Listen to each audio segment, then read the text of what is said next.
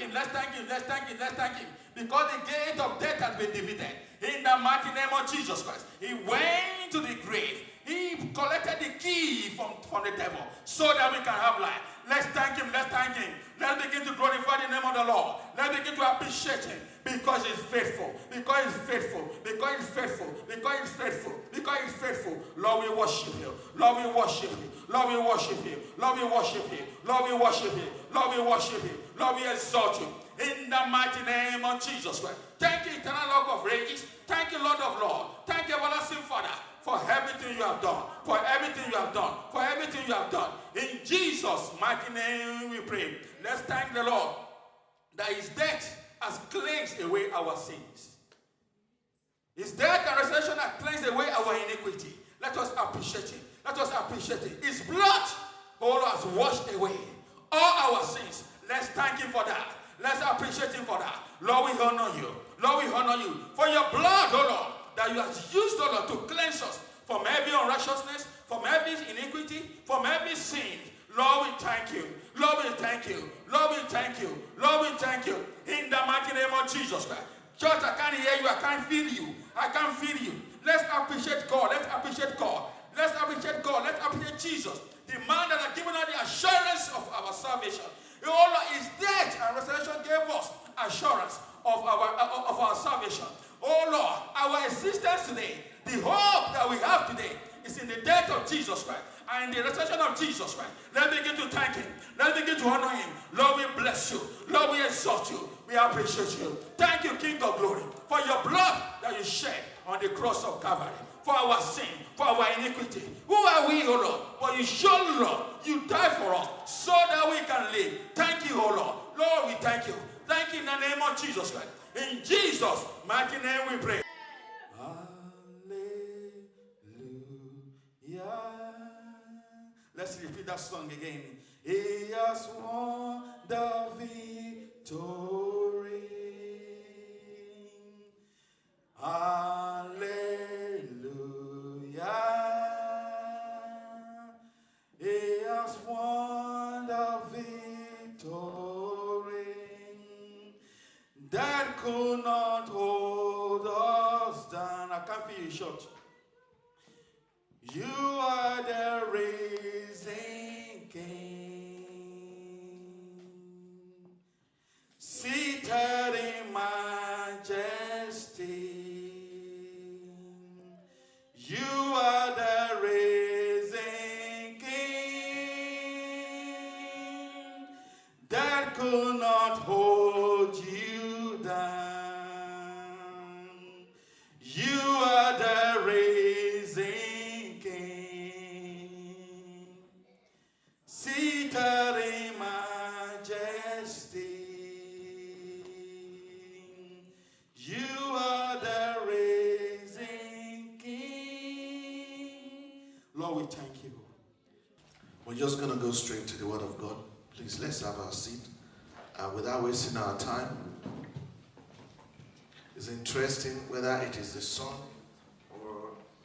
or people are just doing their own, what's it called, Easter in the garden, or they decided to go away. God knows better.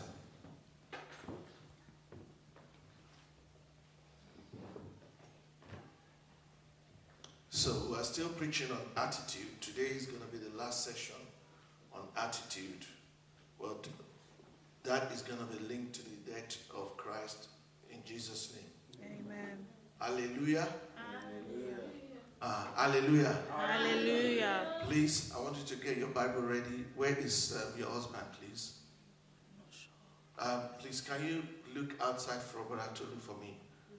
He's going to check on Grandma. Oh, Grandma. Is Grandma okay?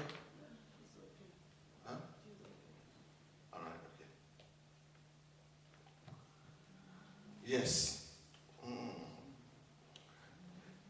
I'm going to be talking to us today. It's just an exhortation.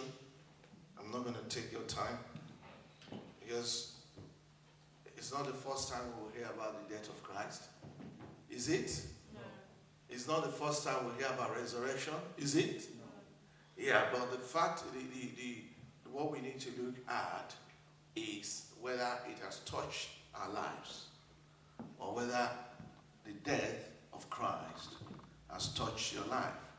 Whether you believe this is history or it is something that is there and will always be there, and as a result of what he did, what Christ did, what that means for you. Hallelujah. Hallelujah. Hallelujah. So what we fail to look at as Christian is the personal, the personal influence. What personally, when you look at yourself personally, what has the death of Christ, what has it achieved in you personally, rather than us looking at, this is Easter, then we're going to buy Easter eggs, then we're going to go to a restaurant and celebrate, then we're going to do one or two things. So, the inability to then look at the implication of the death of Christ in my life, in your life, determines whether it could debar you from moving from one level to the another. Am I talking to somebody?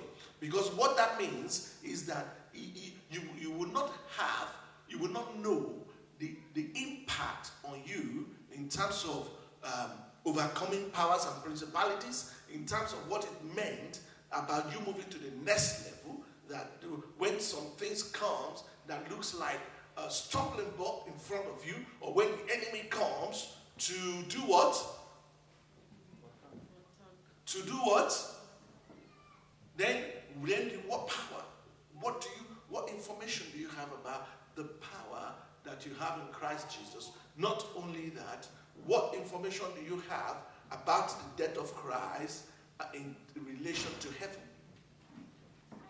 In relation to lost souls?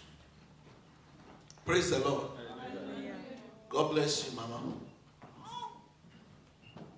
Amen. Amen. So I'm going to title this, The Relevance of Resurrection to Us as a Christian. What has Christ achieved or accomplished? So we're going to be looking at that. What did I say the title is? The relevance of resurrection of Jesus Christ to us Christians. To me. Let's say to me. So what does it mean to you that Christ has died? What does it mean to me as a result of Christ's death in my life?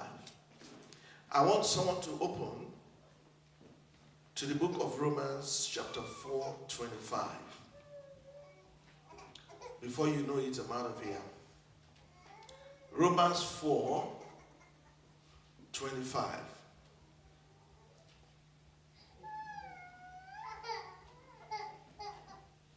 Yes. Because of our sins, he was given over to die, and he was raised to life in order to put us right with God. What version is that? Goodness. All right. Can we read again? Because of our sins, Because of our sin, he was given over to die, he was given over to die. and he was raised to life Yes. in order to put us right with God. To put us right with God. Can I have another version? Maybe NIV or He was English? delivered over to death for our sins. He was delivered over to death for our sin. So in other words, he was delivered to die. He was condemned to die. He was condemned. He was delivered. That is, he was delivered by who? Thank you, Mama. God bless you. Because Christ cannot be delivered by anybody. Am I talking to somebody? Because they do not even have the power to touch him. You remember when they wanted to arrest him? What happened to them? What happened to them? Eh? They were struggling, running away from. No, at first when they went, they all fell down.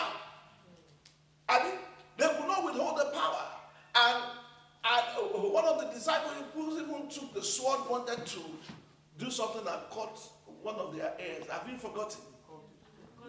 Cut it. And Jesus had to do what? Put it back. So that is to tell you that nobody can hand over Jesus to anybody because he is God. Amen. Amen. But he was handed over. Read that place again. He was delivered over to death for our sins. He was delivered over to death For our sins. for our sins. So that is one. I want you to note that. Yes. And was raised to life for our justification. Oh, hallelujah. Amen. Oh, hallelujah. Amen. So he was raised, brought to life for what? Our justification. Now, if you look at it, I just want to define sin as simple as possible. What does sin mean? It simply means breaking God's law. Praise the Lord. Hallelujah. I'm going to ask you, what did I say sin means? What does sin mean? Breaking God's law. Breaking God's law. So God said, thou shalt not this, thou shalt not that. And we broke the law. And do you know that time, that definition of sin at that time was only the breaking of only one law. You know, there was only one at the time. Hallelujah. You agree with me? And what was that law? Eh?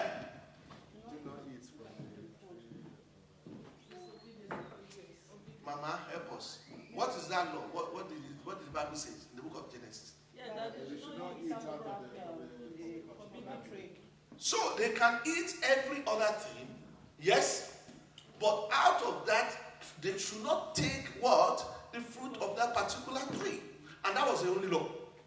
So, which tells you that even with only one law, man still finds it very difficult to fulfill that one law. Because at that particular time, the law that man found it difficult to obey was what was willing, what man was looking at that looks like what looks good to man. Am I talking to somebody?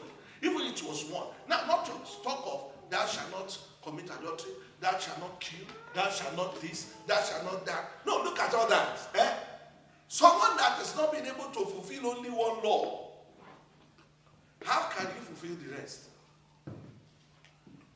Can you see how impossible that is? Praise the Lord. Praise the Lord. Hallelujah. Praise the Lord. Hallelujah. Now, if you now look at justification, what does justification mean? I'm just going to say it in a very simple, plain language. Justification means being pronounced completely righteous. Praise the Lord. Hallelujah. Praise the Lord. Hallelujah. What did I say it is? Be pronounced completely righteous. Tell somebody, I am justified. I am justified. I am justified I am justified. in the name of Jesus. In the name of Jesus. Because of the death of Christ. Because of the death of Christ. On the cross of Calvary. On the cross of Calvary. Please read Romans 4:25. And why do you need to be justified? Why do you need to be justified? Why do I need to be justified? Why do I need my sins to be forgiven? Yes. Romans 4:25. Are you there? Is someone reading? He was delivered over to death for our sins and was raised to life for our justification. Raised for our justification. So why do you need to be justified? Let's go back to the book of Romans 3:23.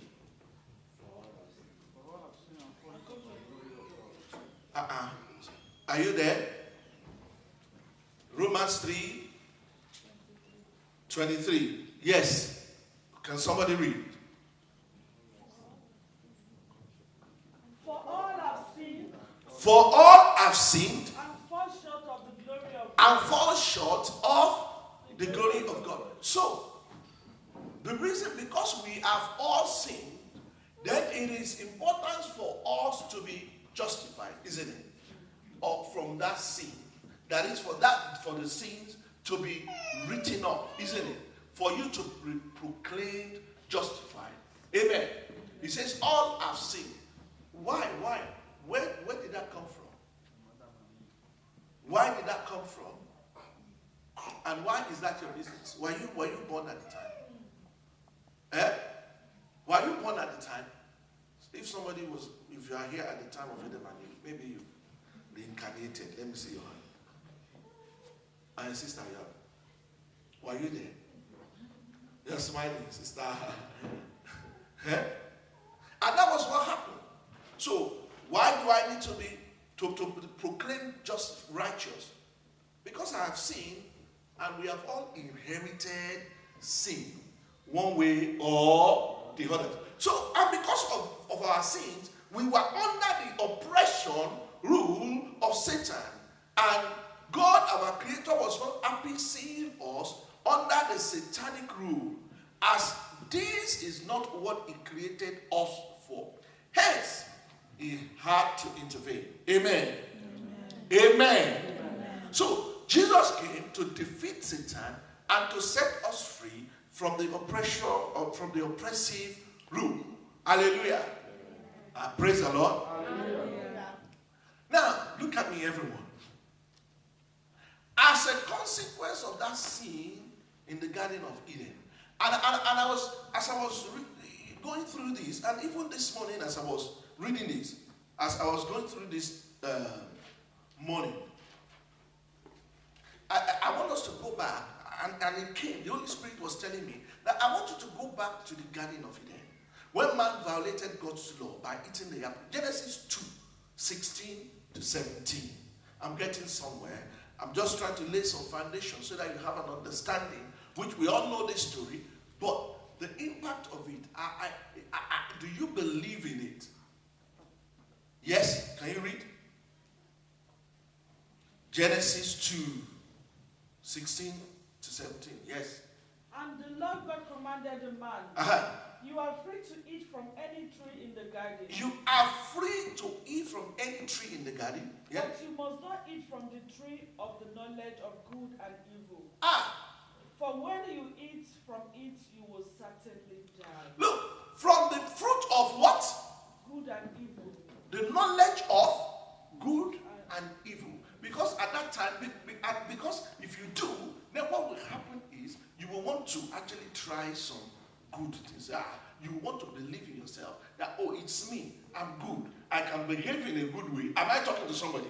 Then this evil thing, then you'll be able to know, oh, this, so I have sinned though. Because if you don't have that knowledge of bad thing, you will not have the knowledge that you have sinned. You will not even know what sin is. Can you? You will not know. You will not have an understanding of sin. Now, I want to relate it to us.